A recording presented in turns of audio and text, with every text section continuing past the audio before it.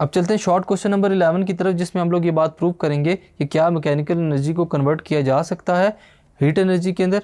अगर हम लोग कर सकते हैं तो इसकी हम लोगों को एक एग्जांपल देनी होगी। आइए इसको हम लोग डिस्कस करते हैं। Yes, mechanical energy can be converted completely into heat energy. Example इसकी क्या है कि अगर किसी गैस को पाया जाता है सिलेंडर के अंदर, वो कंप्रेस्ड करता है गैस को, किसको, एडियाबेटिकली, तो हमारे पास जो work done by the system होगा स्टूडेंट्स, वो इंक्रीज करेगा उस सिस्टम की इंटरनल एनर्जी को। वो जो इंटरनल एनर्जी है वो इक्वल होगी वर्क डन के by first law of thermodynamics. For example हमारे पास फर्स्ट लॉ क्या है, delta Q is equal to delta W, यानी कि जितनी हीट प्रोवाइड की जा रही है वर्क डन उतना ही बढ़ता जाएगा, जिसकी वजह से क्या होगा, आहिस्ता आहिस्ता इंटरनल एनर्जी जो है स्टूडेंट्स वो इंक्रीज करती जाएगी। यहाँ पर हमारे पास एग्जांपल्स भी मौजूद हैं। Rubbing hands, all mechanical energy is converting into heat energy. ये हमारे पास ऐसा फिनोमेना है जिससे अगर हम लोग हाथ को रब करते हैं स्टूडेंट्स, तो मैकेनिकल एनर्जी या वर्क डन जो है वो कंप्लीटली कन्वर्ट हो जाता है किसके अंदर, हीट एनर्जी के अंदर। सेकंड एग्जांपल है हमारे पास, brakes of an automobile are applied. अगर ब्रेक्स अप्लाई की जाए ऑटोमोबाइल की, तो टोटल मैकेनिकल एनर्जी जो है स्टूडेंट्स वो कन्वर्ट हो जाती है हीट एनर्जी में,